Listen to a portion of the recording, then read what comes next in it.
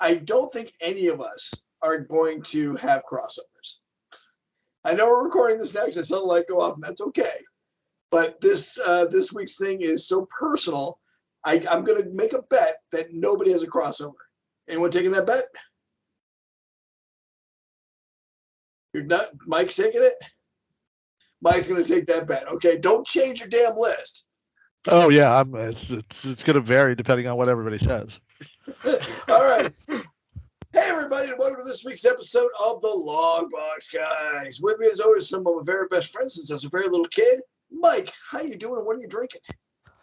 I am a little under the weather today, so I am just drinking agua. All right. LT, how you doing? What you drinking over there, buddy? I'm doing okay. I am drinking some Old Smoky peanut butter whiskey from Gatlinburg, Tennessee. Home of the Feitling Gatling guns. Josh, you're wearing a Stormline t-shirt, but I doubt that's what you're drinking today. I'm not. I'm just I'm cruising on my my light beer Little Harpoon Rec League. Those stupid Rec League jackets have become my albatross. I've been trying to get you one now for 2 years. I'm gonna get it. I'm gonna go get it. What are you drinking, Tom? Thank you for asking. I'm drinking Jack Daniels today because I saw it on sale and I'm like, I like some Jack Daniels from Tennessee. Damn right, from Tennessee. Did you bring it from Tennessee? I didn't. You guys all went down to Dollywood. I went to a marathon that I didn't run. My wife ran, but still, I went. I clapped for 2.5 miles. That's important. Yeah. As I walked, my wife ran, jogged, loped with the dog behind my wife for the last mile or so. And then a mile back to the car. That all counts. But that's how we're...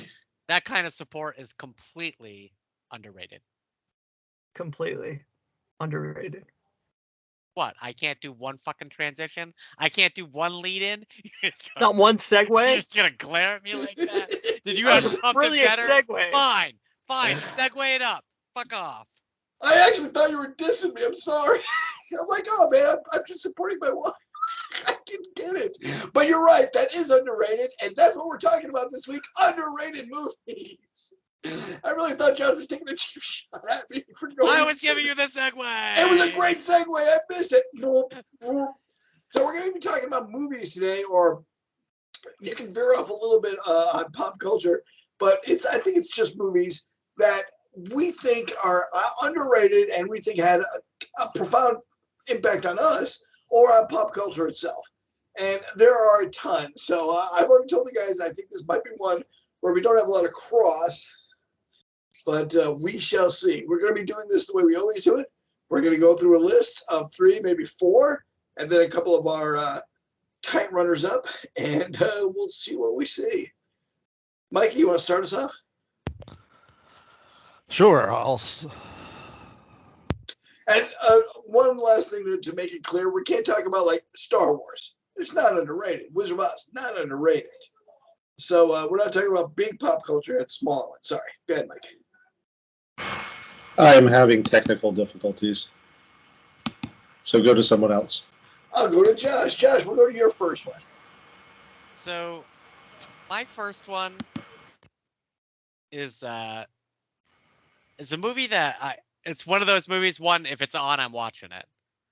I'm definitely going to watch. I'm going to stop and watch it. And in a near zero number of people, when I'm like, have you ever seen this movie? The answer is almost always no. It's Bill Pullman and Ben Stiller, with Bill Pullman as the world's greatest private detective, and the movie is The Zero Effect. Oh, I love that movie. Great film. And that could have made my list. That's a great movie. Pullman as Daryl Zero, just in the way they walk through the world that they're in, and how intuitive he is, and sometimes that intuition takes him places you do not expect in the film. And it's really just a joyful ride of sort of the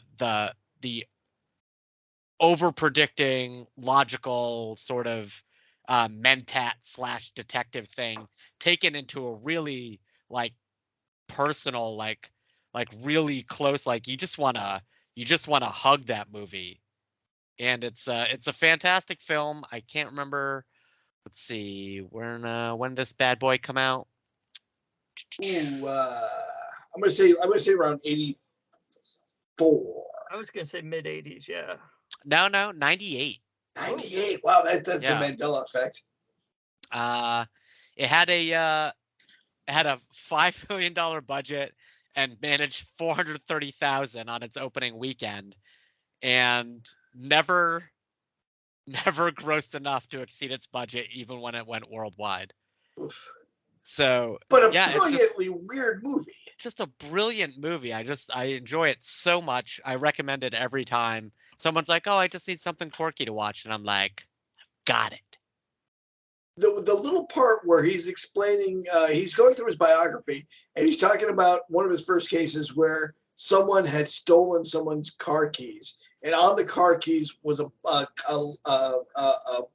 key onto a bank vault lockbox that it could only open it for that person, and he thought it was stolen. And Daryl Zero finds it in one day after it's been missing for 2 years. Josh, where was that car key?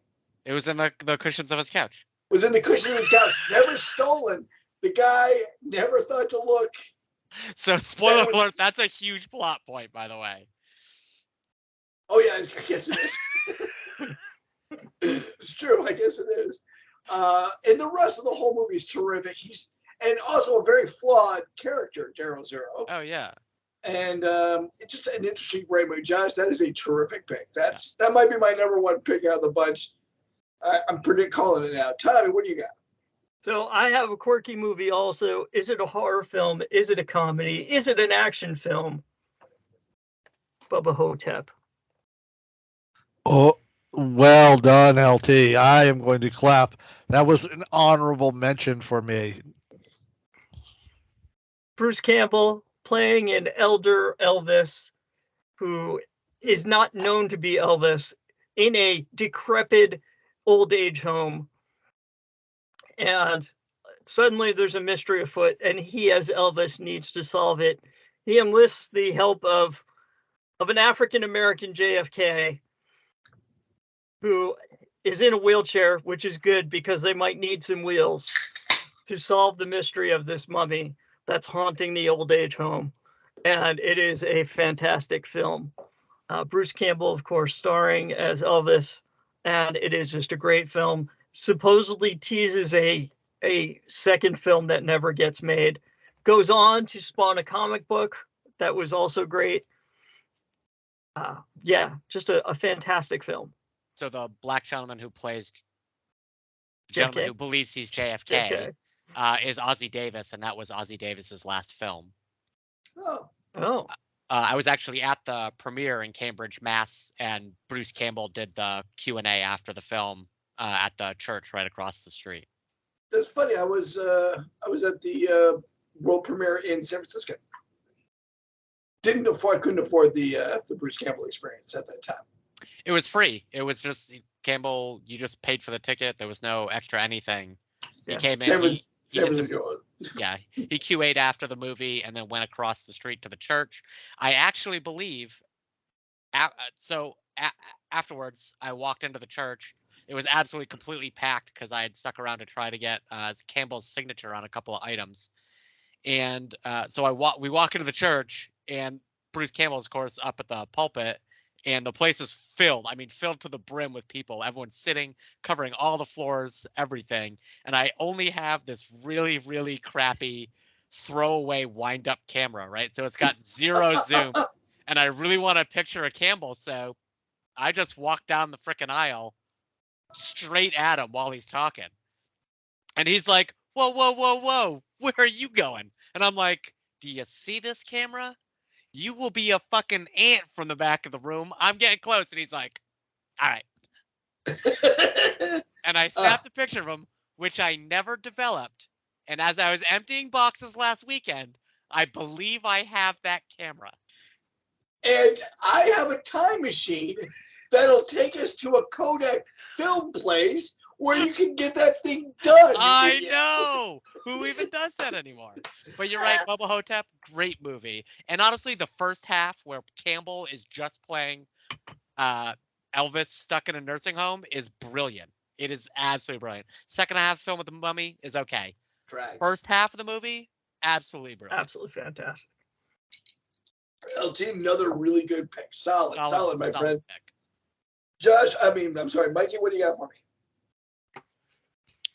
So I'm going to go in a different direction. You guys know I love musicals.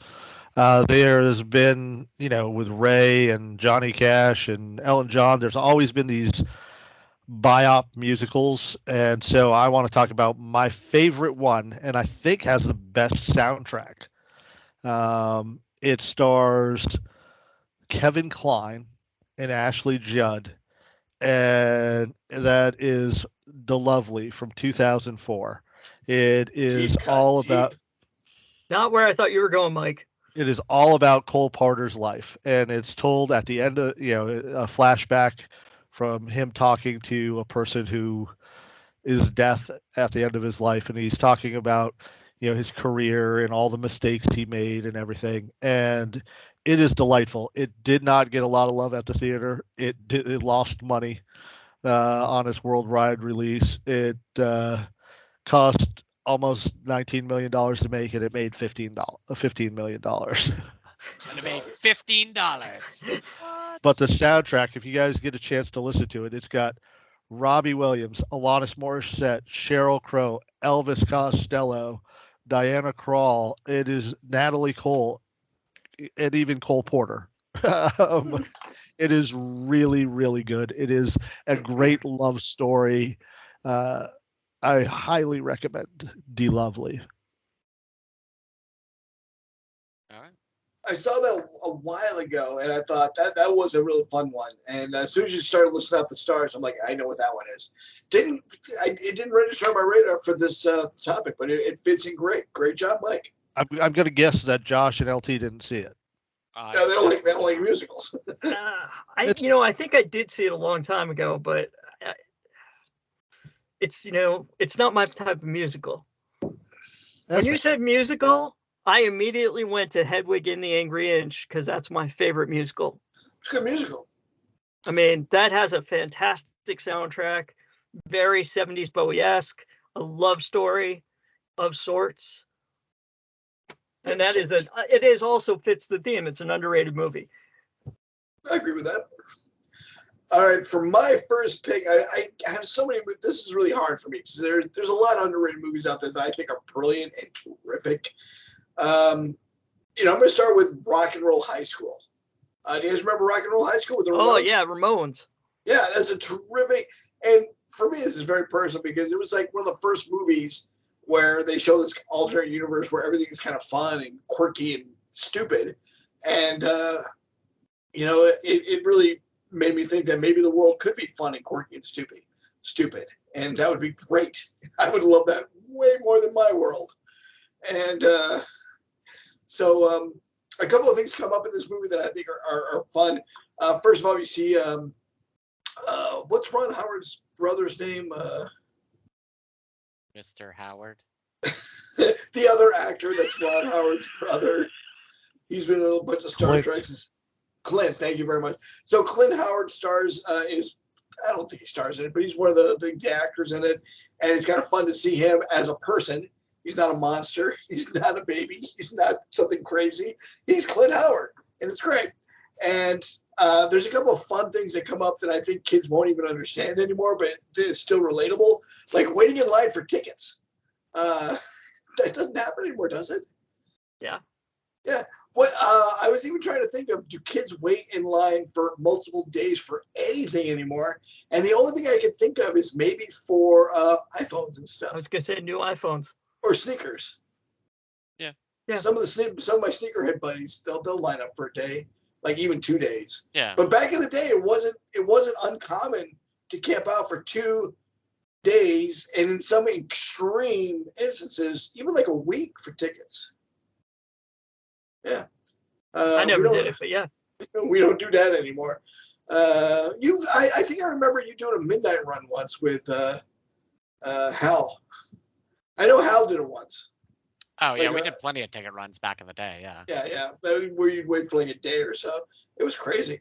And I saw that, and it kind of brought me back. I'm like, oh yeah, I remember doing that. It was nuts. Rock and Roll High School, terrific, fun movie. Ramones are hilarious in it for no fucking reason whatsoever, but they're still funny. And I had a good time with that movie. All right. Josh, what do you got next? My next movie is a little more on the serious tip. It's I think probably one of why can't I think of his name? Because I'm bad with names.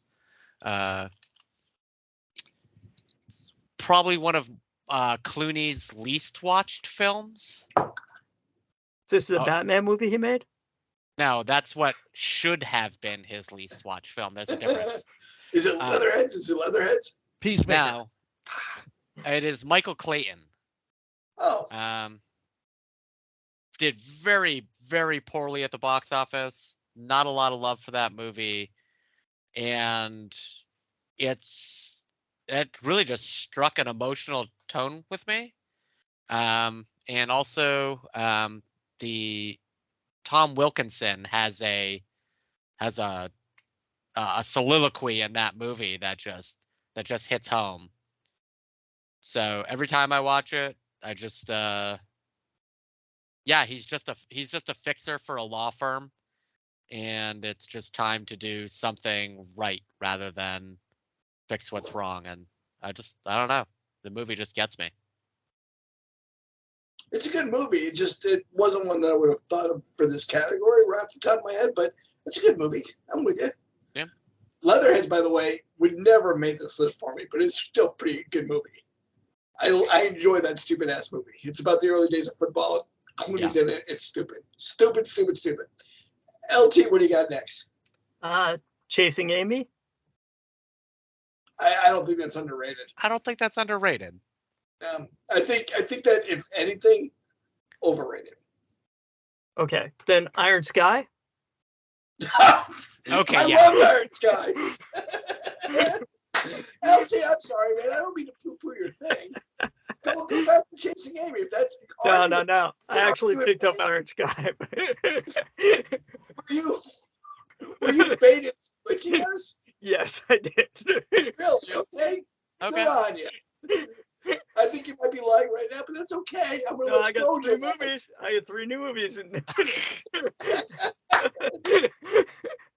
Iron Sky, a story of the Third Reich laying in wait on the moon, waiting to retake the Earth. Fantastic film. Fantastic. For the budget, a fantastic For the film. budget? The budget. Do we have like a graph like budget? Good movie. That is a fun. Give us the plot a little bit there. I'll check them out. So the Nazis being defeated during the Second World War, hid out in a secret base on the moon. They've been waiting to launch their counterattack. They have nothing but analog computers. They don't have any real computers to talk of. So they've been patiently waiting, rebuilding their forces. Suddenly they get a hold of an iPhone. And that is when they realize it's time to strike back and launch their offensive. And it is just a hilarious science fiction comedy about the Third Reich trying to once again take over the world. It's Nazis in space with the rest of the world trying to fight back, and it is just hilarious. And one guy knows it's coming, but they don't believe him. They don't believe him. Why don't they believe him, LT? Because who's going to believe that there are Nazis in space? There's a lot of reasons not to believe. There's a lot of reasons. But, one of my favorite parts is that all of these nations have agreed not to have space weapons. They've all signed a pact not to have space weapons. In real life, yes. In real life and in this story. And of course, once there's an offensive from space coming from the moon, all of these different countries launch their spaceships that have space weapons. The a good thing we didn't trust you guys. Good thing we didn't trust you. See, it all worked out. And of course, the woman president of the United States is like, son of a bitch. I knew you guys were lying. That's a good pick, Else. I enjoyed that movie a lot. I do recommend that movie to other friends of mine. What do you got next, Mikey? So the next one I have on my list is the only movie on my list that made money. It was a budget of 11 million and it ended up making a little over 17 million. So it did all right at the box office, but not great for a 2001 film. It was stars and was directed by Bill Paxton. It also has Matthew McConaughey and Powers Booth and a couple of very young actors who do an amazing job. This movie is called Frailty. Oh, Frailty, yes, that's a great movie. That has you guessing right to the end. Yeah, Josh, LT, have you seen Frailty? I don't think so. Yeah, see, this is why it's criminally underrated. If you're looking for a supernatural psychological thriller, this is the one for you. Without giving anything away too much, Matthew McConaughey goes as an adult to the FBI, to Powers Booth's FBI agent, and tells him, hey, I know who the God's Hand killer is. And then he proceeds to tell the backstory of his father, Bill Paxton, comes to him and his brother one night and says, God has given me divine sight. And when I touch a person, I can see if they're a demon or not. And I need you kids to come with me and help me kill the demons. And of course, the kids can't see. Well, one of them eventually claims to, and the older brother's like, you're lying. He's just killing people. It is an excellent movie. It has you on your seat guessing the whole way. You will second guess yourself like 4 times during this movie. Yeah. Definitely well worth the watch, especially for the late great Bill Paxton. He was such a great actor, but after watching this movie, I'm like, why didn't he direct more movies? Because he is really good. All right, I'll put that on the watch list right away. Wow, I'm sorry that Bill Paxton said. I remember he was dead, but I kind of obliterated him from my mind. Yeah, young. Yeah, young. Too soon. Poor guy. Too soon. Way too soon. Thank you for asking. I have a movie that really affected me and my love of Dungeons and Dragons. Yep, Josh already knows what it is. Does it star Tom Hanks? It does not star Tom Hanks. Okay, so it's not Mazes and Monsters. Okay. Josh, you want to say the name? It's with fucking the stupid archer guy. It's That's right. It should have been called Hawk the Mass Murderer. Hawk the Slayer. But it was called Hawk the Slayer. We've all seen it. We've all seen it. Yeah. Oh my This God. movie does not hold up. Oh, contraire, mon frere. I watch this movie at least 3 times a year. Never sober, but I always watch this movie at least 3 times a year. It is a great get the party together, get the bad guy. Oh my, who's Jack Palance. Thank you. I'm doing push-ups. Jack Palance as this supernatural one-eyed villain in a Dungeons and Dragons movie is sublime. If you're a fan of pork, he's really hamming it up. Oh my God. I almost want to say literally wrong just to screw with my wife, eats the scenery in every single scene just to show off. It's insanely funny the way he is overacting and having a good time doing it. I mean, Jack Palance was brilliant. Don't get me wrong. In everything he was in. Yeah, and he did this movie correctly. This was an over-the-top Dungeons and Dragons movie. It needed an over-the-top villain, and he hissed, and he growled, and he menaced nuns, all for effect. And he had this eye, like, my eyes, Betty. And spittle and choke out these words. And it was the perfect portrayal of this evil character. And he did a great job. And they killed so many people. The body count in this movie is off the charts. Well, it affected how I played Dungeons and Dragons because for a while I allowed elven archers, to fire 4 shots a round. Just because of And then if you wanted, you could get a repeating crossbow, like the dwarf has. I love that repeating crossbow. God damn it, I love that repeating crossbow. So hard to say, I think he's underrated. A couple of things about that movie. First of Okay. all, if we're talking body count, yes, a lot of people died in the movie. But if you actually boil that down to the number of people who played those people, it was probably 3. It It was the same 3 people who died. There's a one time when the archer, I can't remember the archer's name. Gilder Goldwine? Maybe. He was jumping over this log and shooting his arrows like 3 times. They had that fucking scene on repeat. Oh, yeah. Like 4 times during the movie. We jump on the log. Boop, boop, boop, boop. And about 50% of the scenes Jack Palance is in, I would just like to see when the film trailed off after the actual scene, so we could see Jack Palance going like, what am I even talking about? What am I talking? What am I doing here? What's my motivation? I have one eye. I tried to fuck his wife, and his wife poked my eye. Is that what happened? Is that what happened? Yeah. This is a great movie, and I do think it's underrated because it's so much fun to watch. It's definitely underrated. Yeah.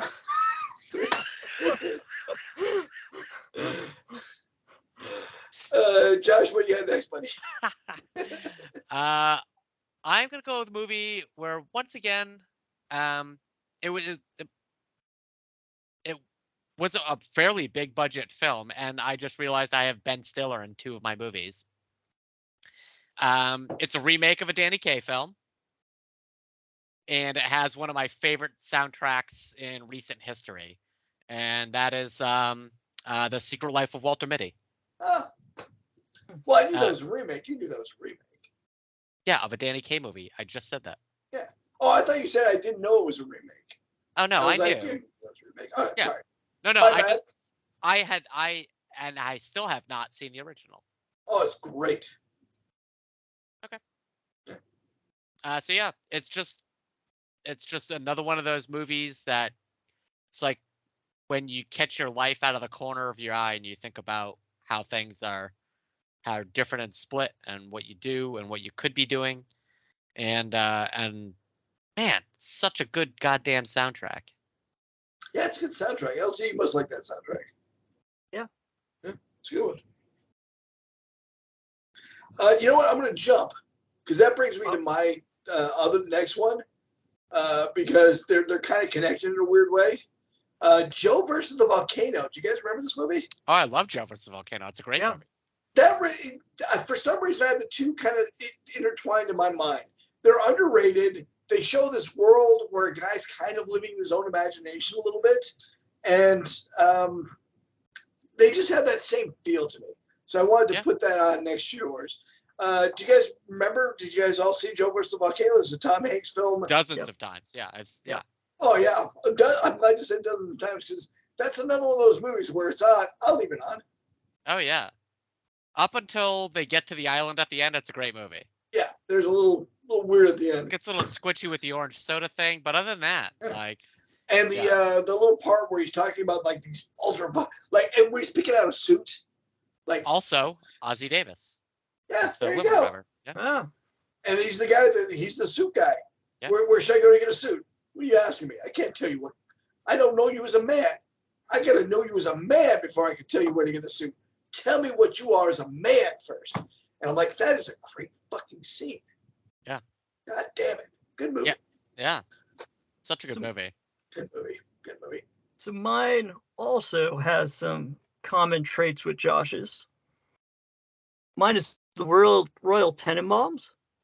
It has an absolutely fantastic soundtrack. It does. And it also features Ben Stiller. Also, yeah. It has an absolutely stellar cast. And for the cast that it has, it should have been rated much higher than it was. I love that movie. This is a fantastic movie. I wouldn't say it's underrated, though. For the cast that it has, maybe. I think it really should be rated much higher than it was. Remind me the name of the guy who directs Wes it. Anderson. Yeah, Wes Anderson. because that's all it could have been. Like, that's a Wes Anderson love letter to Wes Anderson. There is so much stuff in this movie, in the background of this movie, that is just awesome and weird and fantastic. That just make the movie that, like, every time you watch it, there's something different that you notice about this film. And that is one of the things that just make it so great, along with the fact that it has fantastic acting and is well written and is well acted and has one of the best soundtracks I've ever heard. It's a good soundtrack. It was Wes Anderson's second movie. He had made Bottle Rocket before, which is also an underrated movie. Yeah. Wait, Rushmore wasn't before Tenenbaums? Oh, maybe it was. Yeah, I think Rushmore was before Tenenbaums. Oh yeah. Yeah. So I don't know what I'm talking about. I'm blowing shit out of my ass. So I'm gonna go mute Bottle myself. Rockets is another great movie, though. I haven't. Well, I don't- Wes Anderson is almost his own subgenre. he's an acquired taste, Yeah, like, and his films almost never do well on openings. But they make the long track, right? yeah, like The Life Aquatic. Like, it's Yeah. just But- like a movie but I that think- you really have to absorb. But this film, I think, rises to the top. I mean, yeah, The Life Aquatic has a great soundtrack, but that's mostly because it's, David Bowie songs, which you can't really go wrong with, right? But this is just The man's not wrong. this is just a fantastic conglomeration of music that works well with the film. It does. And- Nothing's shoehorned in. All those songs. All the instrumentals are fantastic. Yeah. I mean, I'm a Wes Anderson fan. Like, I generally enjoy his films, so I can see why you consider it underrated. I mean, eventually it does very well, right? It's not like I said, they're never blockbusters, right? Wes Yep. Anderson's are slow burns, and I think, especially once we got into the age of streaming movies, people were like, I'm not sitting my ass in a chair for 2.5 hours without a fucking break watching Wes Anderson. Like, I need to pause shit and maybe even rewind a couple of times, because I know that whatever was in that picture at the top of the stairs is probably the fucking linchpin for the whole goddamn movie, and I miss it. And the Right? combination for that line is probably the day Abraham Lincoln was killed. So I gotta double check that. You cannot take a piss at a Wes Anderson movie. It's just not a thing, right? Like, you can, like Star Wars, you can be like, oh, you know what? This space battle, seen it. I'm gonna run off and take a leak. You come back and you're fine because there was no dialogue for 7.5 minutes, just some effects you can watch on YouTube at a later date. But Wes Anderson, I don't know. You gotta kind of keep head on a swivel for that shit. But once again, I have to say, I don't think any Wes Anderson movie is underrated because they are very much looked at by film critics and film buffs and even normal film nerds like us as, something to be watched. And I go back to an SNL skit called The Midnight Coterie of Sinister Intruders, which stars Owen Wilson. And it is if Wes Anderson made a horror movie, and it's a Wes Anderson little skit about like, hey, can we come and kill you? Dear killers, no, you may not. And they're writing letters back and forth, and it's so Wes Anderson, like even Wes Anderson must love the skit. Yeah, he's like I said, he's almost a subgenre of movies. Like Wes Anderson movies are Wes Anderson movies. That's it. And that's why I'm not sure if it fits so well, but I do love that movie. Love it. Yeah. Mikey, what do you got next, everybody? For my last one, I'm going to go with another movie that had a budget of $8 million and raked in $4 million. It was a box office flop from 1994. It stars Jessica Walter. Okay. We should have been doing this all along. This is fun. Yeah. Yeah, we fucked up there. John Favreau. John Favreau. Okay. John Favreau Okay. and Jessica Walters. Oh, Oh, interesting. okay. Give me one Jake more. Busey. Jake Busey. Jake the Snake Busey. Mm. Would have been pretty young in '94. Yeah. David Spade. Oh God. Is that Swingers? Jeremy Definitely not Piven. swingers. Jeremy Piven. Oh, got it. PCU.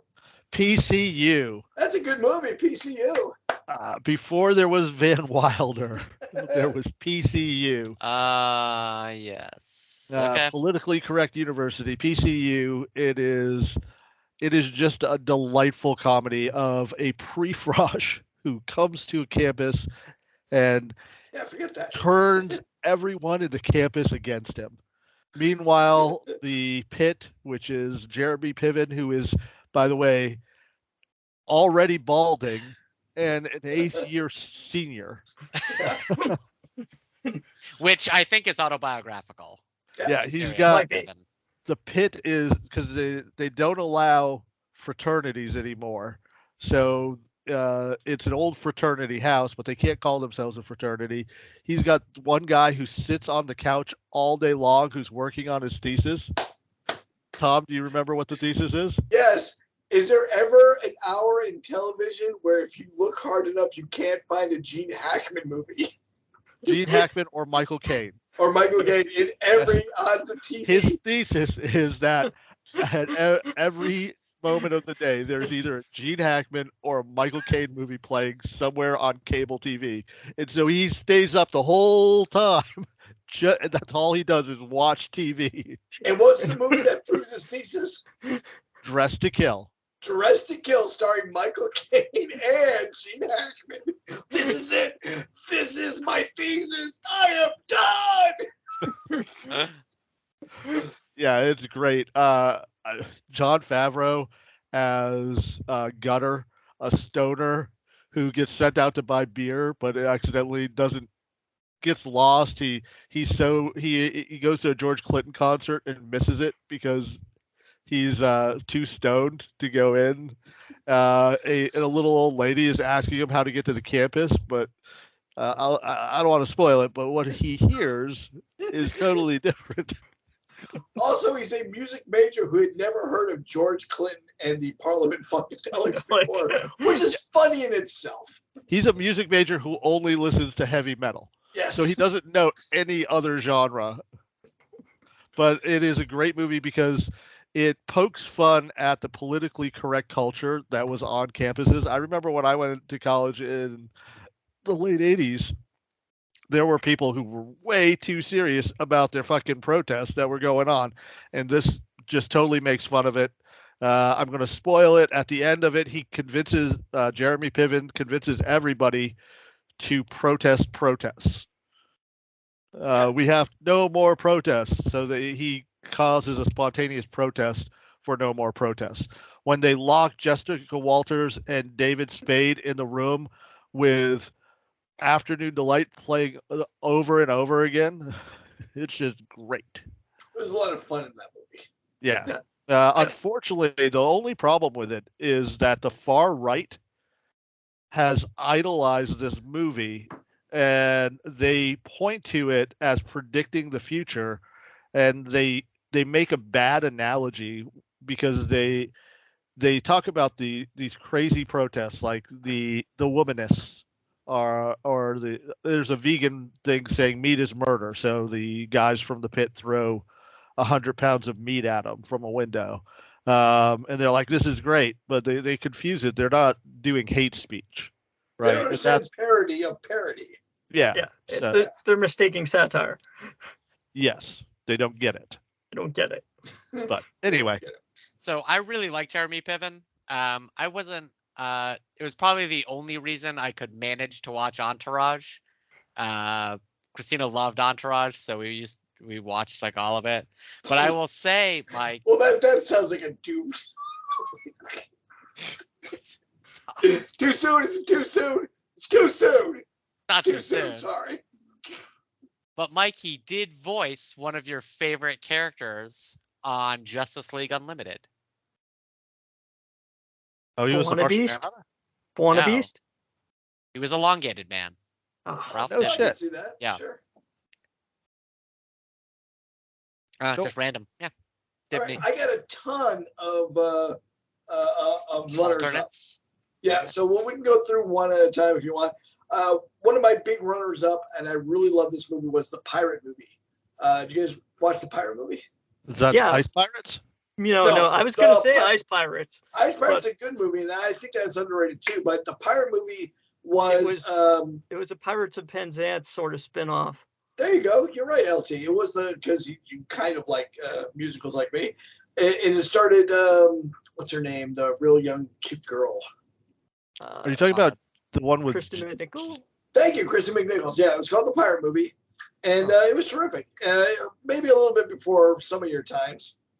But it was kind of a dopey, fun take on the Pirates of Penzance. They did most of the music from the Pirates of Penzance.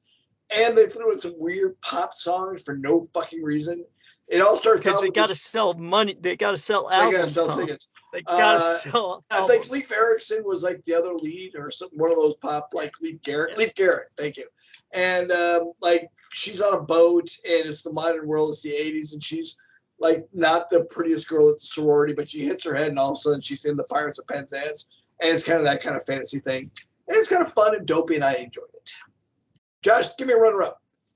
I mean, it pretty much has to be Hudson Hawk.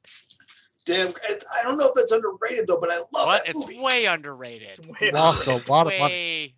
Lost a Did it lot of good? money. Then I agree with you 100%. A lot of money. That movie was panned when it came out. Everyone thought it was and they did such a terrible job on the preview.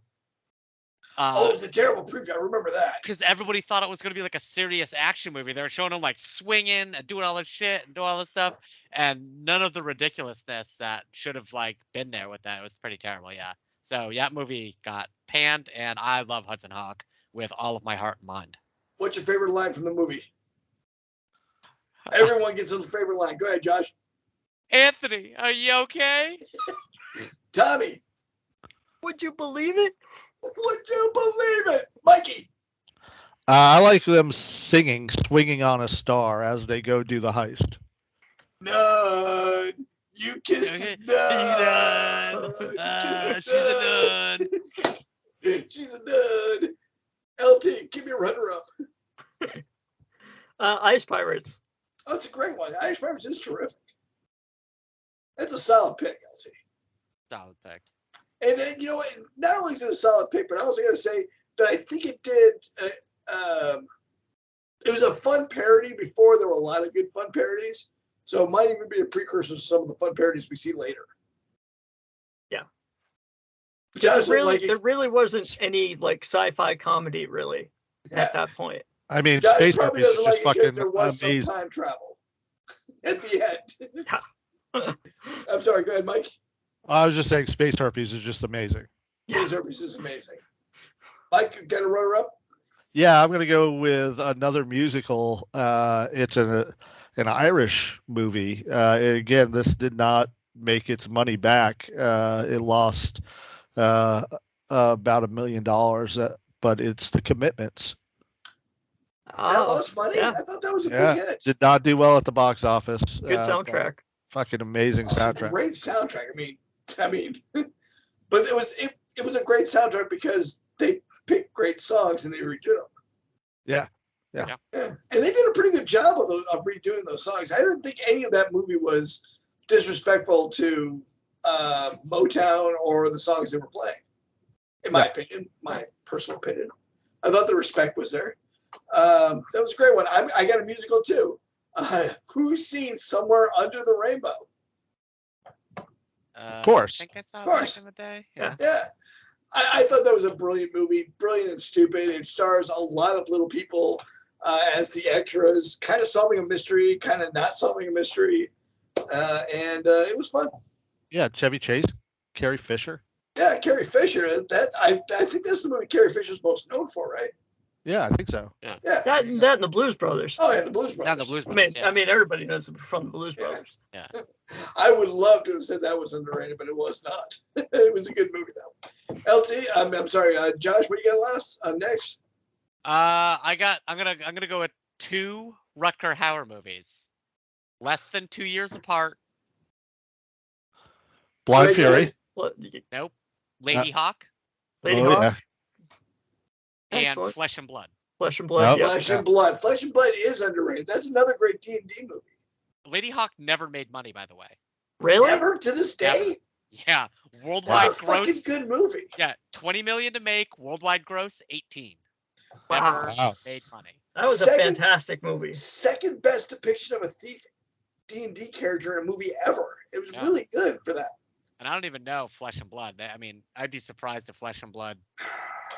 Flesh and Blood had a big budget. They did a lot of shit in that movie. And Flesh and Blood still gets talked about like it's a horrible movie. Really? Because it was a good movie. I like. Yeah. Yeah. People in Third- Hollywood still do not talk about it like it's a good movie. Third best rape scene I've ever seen. Oh, well, you didn't see that micro wrestling. God damn it, LT. LT, give me a runner-up. I already gave you Hedwig and the Angry Inch. Let's see, what else can I give you?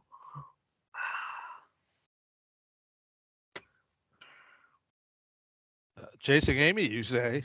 All right, I'll just read off my little list real quick. Jason X, which is Jason from the. Is that the one there in space? That's right, Oh, Jason X. God. I love that movie. I think it's so much fun. It's stupid, but I love it. Brick. Has you guys seen Brick? I haven't seen I Brick. Oh, love I Brick. love Brick is- Rick. Oh, Brick is so Fantastic underrated. movie. That was one of my Fantastic. runners up. So, As close as we've gotten so far. so I would say Moon, but I think Moon was pretty well rated. Moon? Moon. Yeah, I think Moon was pretty well rated. Yeah. And it was But- yeah, it was a good movie though. It was a great movie though, but you never really it never really got like a lot of like fanfare. Like it wasn't really advertised that well. No, it did not. They didn't really do a big thing in the theaters. That was like an art house movie. Yeah. And the budget reflected that. Let me tell you how bad Flesh and Blood did. So Flesh and Blood was actually made in Spain for the low price of $6.5 million. And you know what the total box office US sales were? 220,000. Oh, you almost made it, but half that. Oh, man. Thank God for Skinamax. Also, thank you very much, Wikipedia, and tell me you haven't watched Flesh and Blood without telling me you haven't watched Flesh and Blood. The thing is, it's a 1985 romantic historical adventure film. Oh yeah. Oh yeah. Flesh and Blood, tons of romance. Where's the romance? So was it in the rape? romantic. Was it in the Black Death? Where was the romance? Right. While the kid was beating the drum while Rutger Hauer is to keep time with Rutger Hauer's thrust while she's being raped. Yeah. Romantic. That's romance. You know That's why? how you get know the why it lady is? COVID. Because he turned on the radio. Oh, Yeah. He hired that drummer. yeah. I'm not sure if this counts because I think it did well, but Buckaroo Banzai. It I did don't- not do well. It did not Did do not well. do- yeah, Not that at Oh, was, all. good. that was a really underrated Good. movie. Was it? I think it's a niche movie. Honestly, I think it's an overrated movie. Really? Yeah. Have you Have you seen watched it lately? I was gonna say, have you seen it on a really good TV? It ain't good.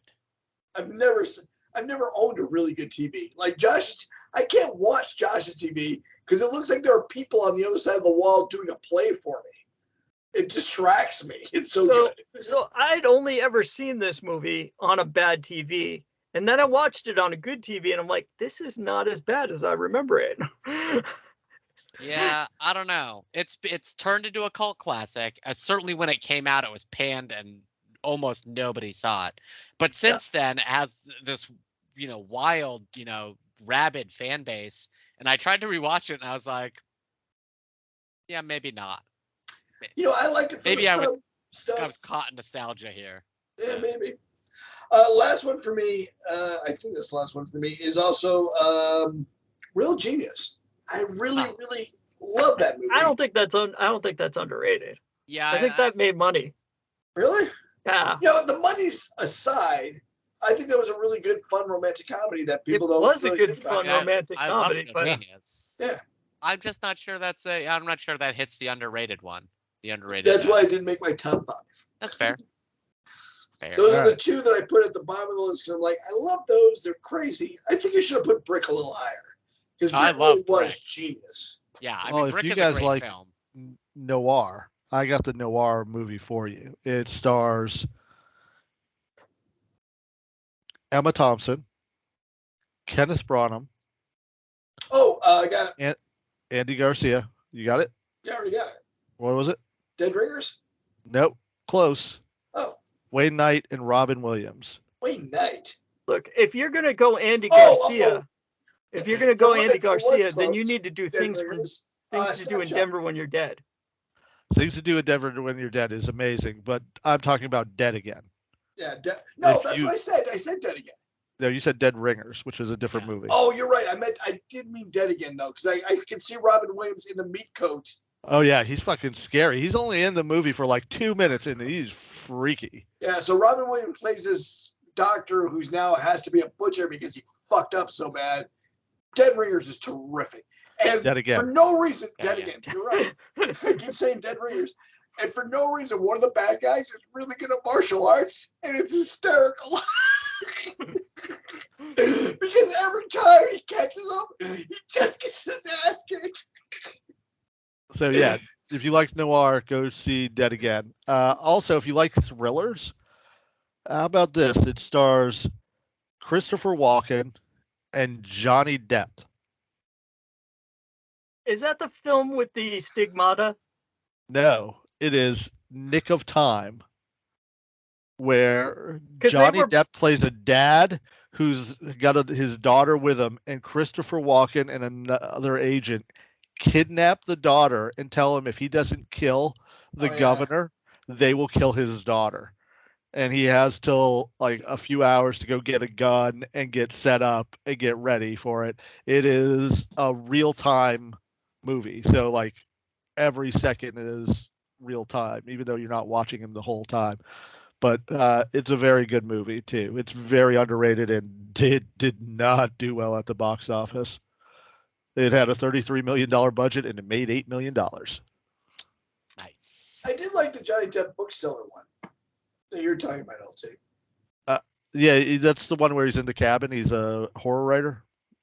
No, this is one where No, he's this like- is one with Johnny Depp and Christopher Walken, and Johnny Depp keeps having stigmata, and he thinks he can heal people, and Christopher Walken tries to sell that. Oh. I'm thinking of a different movie, LT.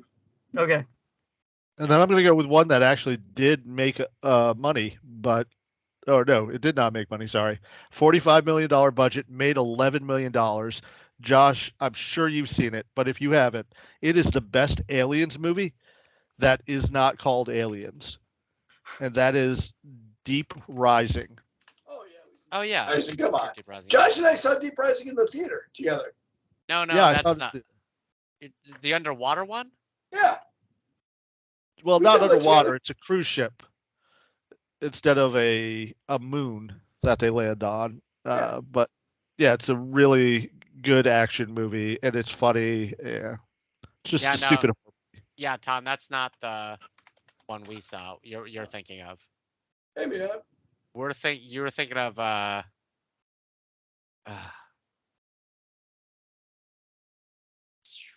I think Deep is in the title.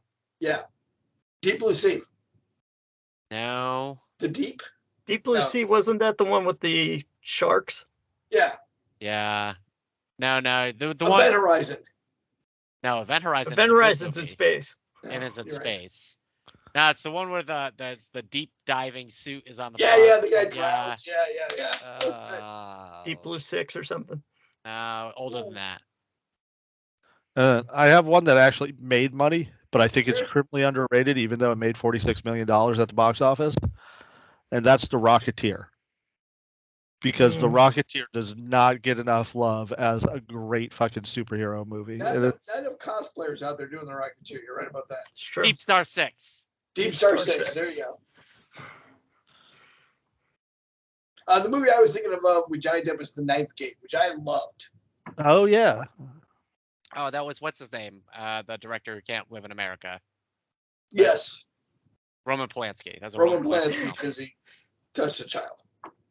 And you shouldn't do that. You should We're not. against that. We are stalwartly against that.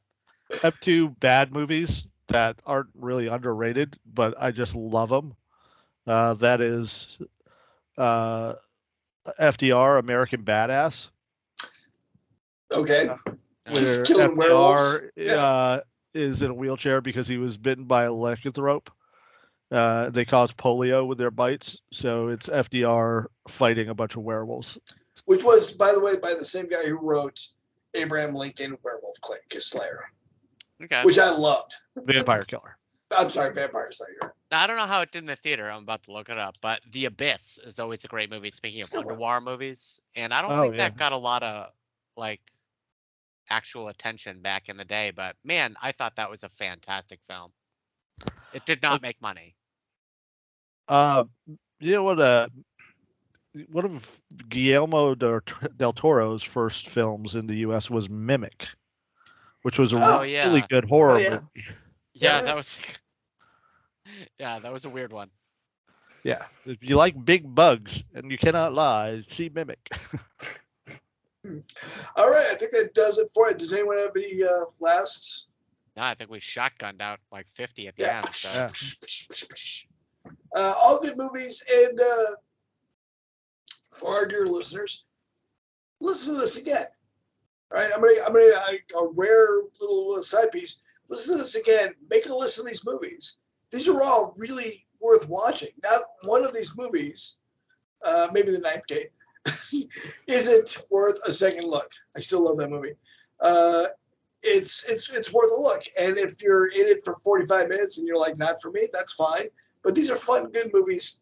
Give it a go. And if you don't think Brick is brilliant, that's on you. I'm sorry. So Mike, if you want to make comments about our list and tell us what you would have on and what your we list. forgot, like we didn't do Buffalo 66. There's a ton of good movies we didn't get to. Yeah. Which I never liked, but people think it's brilliant. If you want to give us your list, go ahead and tweet us over at the Longbox Guys, or send us an email to luckybastard@thelongboxguys.com. Or you can go over to our Patreon page, patreon.com/thelongboxguys, where you can become a Patreon. And for a mere $1 a month, you get a bonus podcast. Every week we decide to release a podcast. It's called The Geek Leak, where we talk about all the geeky thing we do besides comic books. And all the money that we get from that does not go to us. Goes to Elizabeth Peabody House to help feed people over at the food bank. And they really could use the help right now because we're everyone's getting strained out there. So stop doing well and start doing good. Go ahead over and donate to us at the Patreon. If Neil Adams told us anything, it was that. Mikey, what do you got at the front of the long box, buddy? At the front of the long box, I have a movie that I watched this weekend, and it is fucking delightful. It is Chip 'n Dale's Rescue Rangers. It is the new movie that's out on Disney Plus. It stars Mulaney as Chip and Andy Samberg as Dale. And it is shot in the style of Who Framed Roger Rabbit. So there are live action people walking around with cartoons, and they do really cool stuff with different types of animation too. And it gets all into the world of bootlegging. And it's just a fun movie. I sat there, watched it, enjoyed it. It's not going to win any Oscars, but by golly, I liked looking for all the Easter eggs that were all over the place. And one of Tony Isabella's creations is in the movie. Is it Black Vulcan? No. Definitely not Black Vulcan. I saw Tony tweet about it this week, so I got the spoiler. So, yeah. You know what? Let me watch it one time, and if I don't get it, you guys can tell me. You'll get it. There's a absolutely 0% chance you will not get it. All right then. I'll take that. LT, what do you got in the back of the long box? And I'm dying to see that, by the way. What do you got in the back? One last thing on that.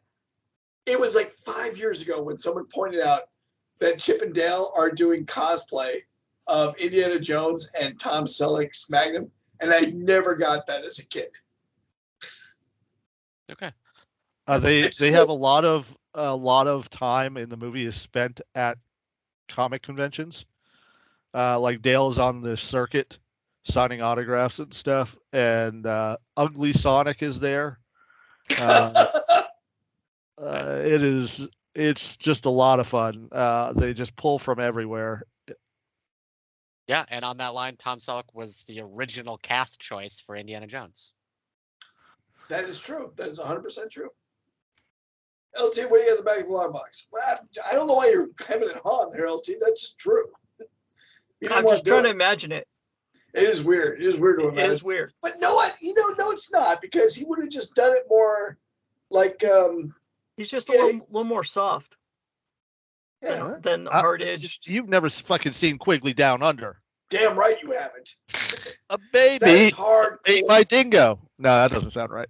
I think I say my babies. I think they would have been a little more smiling to the camera.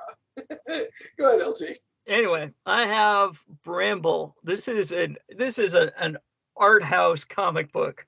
It is steampunk ecological detective story. The artwork is just beautiful in it. It is a very esoteric book about this country giant going into the big city, and he sees things very differently than the rest of the world. He is trying to prevent this industrialized world encroaching upon and destroying the ecological nature of the world.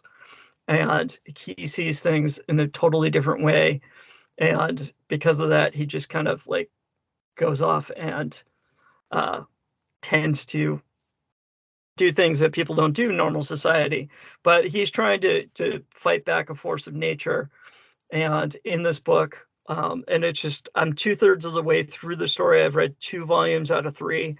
And so far, it's just been really good. The artwork is fantastic, but it is definitely it's definitely an art house film in book form. But it's a European film book by Nesmo and Jean-David Morin, and it's all about nature versus industrialization, and it's basically about these 2 ancient forces, one beating back the other, and then retreating into a sort of long slumber and allowing the industrialization to sort of creep and start to take over. And this giant is this avatar of nature trying to fight back. And so far it's great. LT, is this on Comixology? It is, but it's not on Unlimited. Oh, I was just wondering, how hard is it to find? It's not that hard to find, because there's apparently only one Bramble. Good to know. All right, you guys ready for a quick 3 to 18? Hit me. Custard versus ice cream, 3 to 18. Frozen custard. Okay. I'm giving custard a solid 17. I love me some custard. So it's not versus ice cream. You're just asking us to do frozen custard, right? Yeah, custard, 3 to 18. Sorry. Frozen custard. I usually only get it down south. I rarely get it up here because it's not as good. Frozen custard, 3 to 18. I'm gonna give it a solid 17. And for those who don't know what the difference is between ice cream and frozen custard, it's just the way they're made. They're eggs and custard. Yeah. Yeah. They fade her down. They have to cook the custard, whereas in ice cream you mix it all together and freeze it. Yeah. Custard takes some skill. Yeah, I'm going to go with a solid 17 also, especially Andy's custard. Andy's was fantastic. Porch. We knew it was going to be a great place to go get frozen custard because the line was just crazy long. I've got to say that Andy's frozen custard is probably the best frozen custard I've ever had. Yeah. All right. I'm going to give it a 17. Good on Anybody else's frozen custard, I might give a 16, but Andy's, I'm going to give a 17. Good, man. I'll take that. Josh, frozen custard. Yeah, I like custard. I like ice cream. Probably not my favorite desserts. I give it a 15. 15 is still solid. I like that score. So I will say this, ice cream, I think, has more flavors than you'll find in frozen custard, but frozen custard tastier. Yeah, I just like frozen custard. And I did find out that frozen custard has an illegal bastard brother-in-law called custard. which is like eggnog, and Southern people drink it like it's, yeah, they drink it out of a gallon jug like it's eggnog, and it kind of tastes like what custard would be like if you melted it, and it is probably the most efficient way to become a fat bastard on the planet. Like, if you really like, geez, I need to become a fat bastard and I only have 2 months, just drink this shit. Yeah, where was that stuff when I was trying to get into the army? I So don't know. what's your feeling on frozen pudding? It's an abomination to God. I only liked one pudding my entire life, and that was Sylvester Stallone's protein pudding. They made it back in the 80s. It was delicious.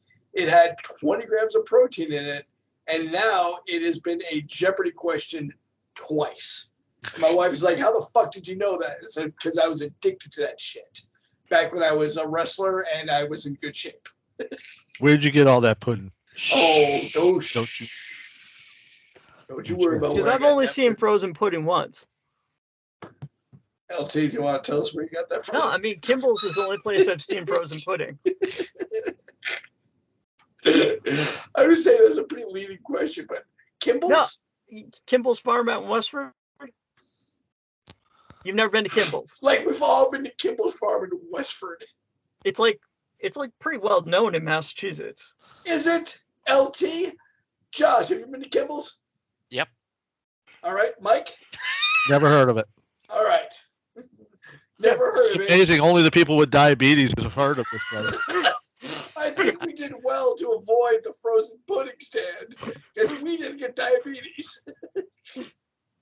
Sorry, that's a bit of a tangent. Josh, that's your purview. What do you got for a tangent for me, buddy? Okay, just real quick. So on the line, so for the folks of with us who are not on the Patreon, but everything was themed today. So I'm gonna flip the switch just a little bit and say, out there's a movie.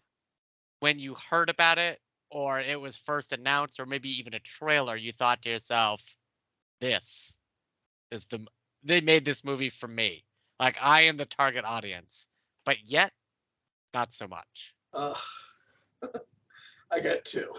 Dungeons and Dragons. As soon as I saw that trailer, I was like, "Oh, they're finally making a D&D movie. They've got Jeremy Irons in it. It's going to be amazing." And then I watched it. It's fair. Wow. Tom, what do you got? Oh, I got two. They're tied. I was so mad at both of these movies. I, Frankenstein. I loved the book so much. The movie could not have sucked balls worse. Totally not the book. 100% not the book. I've watched it again to see if I disassociated, I'd like it. Now that after watching it thinking, don't think of the book, I didn't hate it as much, but it's still terrible. And one that I absolutely loathe, the new Kingsman movie. I love the Kingsman movies. And they were going to go back in time and they to show the beginnings of the Kingsman. And they showed Rasputin, which was the only good thing of the movie, was that one fight scene. And the rest of the movie was an anti-war movie in a fucking war movie. You did not understand the assignment. You can't have an anti-war movie in the middle of a war movie and not expect cognitive dissonance. It was an abomination to the other Kingsman movies. It was the worst movie I've ever seen. I would say Apocalypse Now might be an anti-war movie set in a war. Yeah, If but not that's that, I could go exceptionally with good. Platoon. You know I what? mean, like, you can do it correctly. You're right. You but can have do to it be, correctly, you know, but that was hard. That was a good movie. Or Oliver Stone in order to do it correctly. Yeah. Some of the most brilliant actors and directors in the world were in that movie. So yes, you're right. You could do it right if you have an unlimited amount of talent. LT, what do you got? Good correction. So, I mean, hearing Tom's description, I would have to say that I felt the same way about Abraham Lincoln Vampire Hunter. Because I was looking forward to that movie, and then I saw it, and I was like, this action is unbelievable, and that I can in no way believe this action. That was the point. It was so over the top. It was great. I love that. No, I just there was no. It was so unbelievable. I could not suspend my disbelief enough to believe it. That's you not having fun. Josh, I'm I think I sorry. know yours. There was a I guess? culmination of. Oh, sure. Yeah, go ahead. World War Z. No, Oh, but okay. close. It wasn't an adaptation. But so, Tom, you want to guess? iRobot. Nope. That was an abomination. We can Also an agree on that. abomination. Abomination. But for me, the movie I thought was like, this was made for me. Because first there was the comic, and I thought, dear comic people, you have put your chocolate in my peanut butter, and I adore you. And then the Aliens vs. Predator movie came out. Oh. Slap in the face of the fans. A slap in the face of the fans. Ugh. Not good. Not good. good. I Indeed. guess that brings us to plugs. Anyone got anything to plug? Well, I'd We like got to thank. something coming up.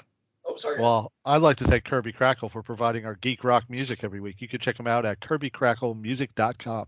If you're listening to this on YouTube and you're like, what music? Well, I'm fucking lazy. So go check out our podcast if you want to hear Kirby Crackle's music. I'd like to thank geekorthodox.com. Geekorthodox.com. Hello, Tammy. Geekorthodox.com, purveyor of fine stained glass prints and other geeky things, such as Johnny Skywalker rocks glasses and sake sets, and you name it, they got it. If you want t-shirts, you got to go to ianlino.com. But other than that, geekorthodox.com. And by the time you're listening to this, it probably will be over. But if you go to ianlino.com this weekend, so probably not, you could get a discount because it's his 13th annual birthday blowout sale. So you can get 20% off all his geeky t-shirts by using the code birthday. And if you're listening to this, you probably have just 1 week left to come see us at AwesomeCon in Washington, D.C. Our panel is Saturday evening in some room that you can probably find on the internet, because I don't know what it is. Yeah. Yeah, 75% of us will be there. I'll be in Vermont working. That's okay. JB is going to just tell everybody he's LT, so it'll be fine. Yeah. That's fine. Yeah. Who's JB? Don't you worry about who JB. Don't worry. I see. You're just going to replace me with somebody else that has 2 initials. Yeah.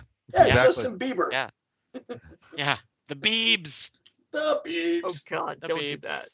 What? Oh, They'll be just a fine. bit- Not Yeah, all we're doing Canadians that. are the same, man. Oh, eh? Wait, you're Canadian all of a sudden? I'm of Canadian descent. Oh, that I forget. Well, I thought Mike. I knew Mike was with the Quebec separation movement, but I did not know you were of Canadian descent. Both I sets didn't of know. both sets of my grandparents are from Canada. Yeah, but I mean, Canada. it's Canada. It's not like Yeah. you can't. That is the draw worst that humble lineage brag ever. Back to something else besides Canada. Both I mean, my grandparents Are they are from Canada or did they come to Canada? They emigrated from Canada. Right? But where were they before Canada? I'm asking where they were before Canada. They just stopped in Canada before they kept coming. Yeah. No, No, they're native Canadians. I mean, sure, their lineage eventually went back to another country. I'm guessing that is my point. See, you don't like have one generation in Canada and then claim to be native Canadian. Am I wrong here? Am I crazy? I mean, I think you're picking on his grandparents for no good reason. I think it's like an Sounds immigration rest stop. I mean, Yeah, that's Josh. You put it perfectly. Immigration rest stop. and we I all took think- a dump in Canada. Yeah, I mean, they spent a couple of generations in Canada. yeah. I still a have couple. relatives in Canada. So, it's my point. You're European and you know it.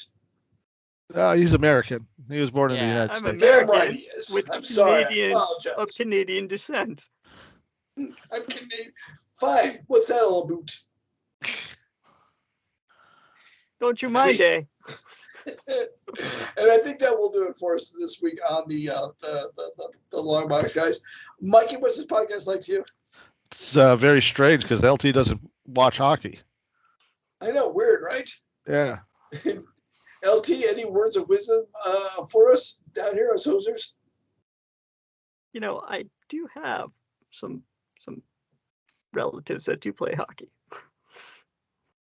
Yeah. But anyway, yeah, I'm ready to get my fourth shot. That's all I'm saying. I'm on the cusp. Just a little over a week, and I'll be getting my fourth shot.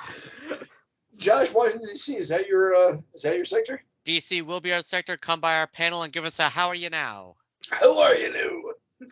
And that'll do us for us. Don't forget what I always say. Don't diss what you hate. Just promote what you love. You'll live longer. Thank you from Longbox Guys. Goodbye.